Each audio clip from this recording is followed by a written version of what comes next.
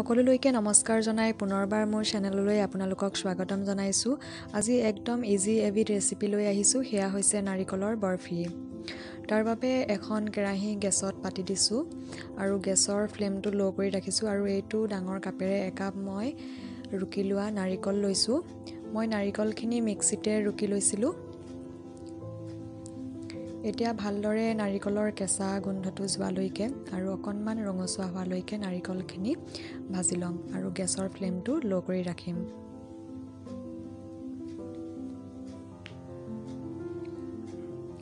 চাৰি 5 মিনিটমান ভাজিলেই হ'ব, তেতিয়া আমাৰ নাৰিকলৰ কেঁচা গোন্ধটো নাইকিয়া হৈ যাব। 4-5 মিনিটমান ভজাৰ পিছত মই এতিয়া ইয়াত চেনি এড কৰিছোঁ। মই চেনিখিনিও মিক্সিতে পিচি লৈছিলোঁ। আচলতে গোটাকৈ চেনিখিনিও দিব পাৰি, তেতিয়া অলপ মিক্স হওঁতে টাইম লাগে মিহলি কৰিবৰ কাৰণে। ভালদৰে গুড়ি কৰি ল'লে কম সময়তে মিলি যায়। 2 মিনিটমান ভালদৰে ভাজিম। 2 মিনিটমান ভজাৰ পিছত মই কেইটামান কাজু টুকুৰা কৰি লৈছোঁ সৰু সৰুকৈ, সেইকেইটা এড কৰিছোঁ। কাজুকেইটা দিয়াটো অপশ্যনেল হয়, নিদিলেও কোনো কথা নাই। এতিয়া অকণমান দেৰি ভালদৰে ভাজি ল'ম। কাজু দিয়াৰ পিছত 2 মিনিটমান ভাজিলোঁ। এতিয়া মই ইয়াতে পাউডাৰ গাখীৰ এড কৰিছোঁ।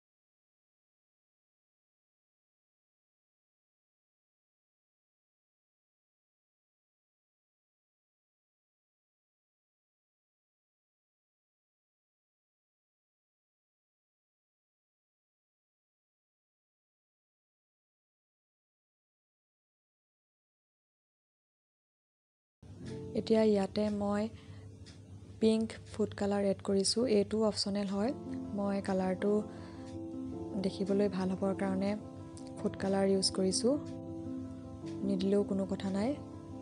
ফুড কালাৰে টেষ্ট কোনো চেঞ্জ নকৰে, অকল দেখাতহে কালাৰটো সলনি কৰি দিয়ে।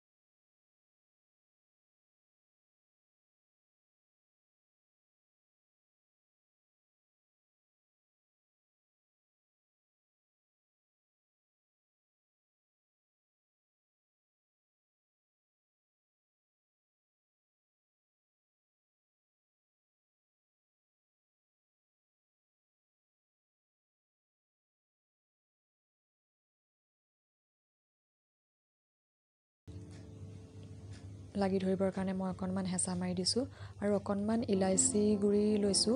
এইখিনি আচলতে মই ভাজোঁতেই দিব লাগিছিলে, কিন্তু মই পাহৰি থাকিলোঁ, সেয়েহে ওপৰতে ছটিয়াই দিছোঁ ফ্লেভাৰৰ কাৰণে। ভাজোঁতে দিলে বেছি ভাল হয়। তাৰপিছত মই আধা ঘণ্টা ৰুম টেম্পাৰেচাৰত ৰাখি থৈছিলোঁ আৰু এতিয়া বৰফিৰ টুকুৰাকেইটা কাটি লৈছোঁ। ফ্ৰিজতো ৰাখিব পাৰি, ফ্ৰিজত ৰাখিলে 15 মিনিটমান ৰাখিলেই হ'ল ছেট হ'বৰ কাৰণে। চাওকচোন কেনেদৰে ঘৰতে নাৰিকলৰে বৰফি বনালোঁ। একদম ইজি আৰু কম সময়ত হয়। আমাৰ ঘৰতে নাৰিকলৰ বৰফি ৰেডি হৈ গৈছে। যদি মোৰ ভিডিঅ'টো ভাল লাগিলে তেনেহ'লে লাইক কৰিব, কমেণ্ট কৰিব আৰু যদিহে মোৰ ভিডিঅ'টো নতুনকৈ চাইছে তেনেহ'লে ছাবস্ক্ৰাইব কৰি দিব আৰু ভিডিঅ'টো চোৱাৰ বাবে বহুত বহুত ধন্যবাদ।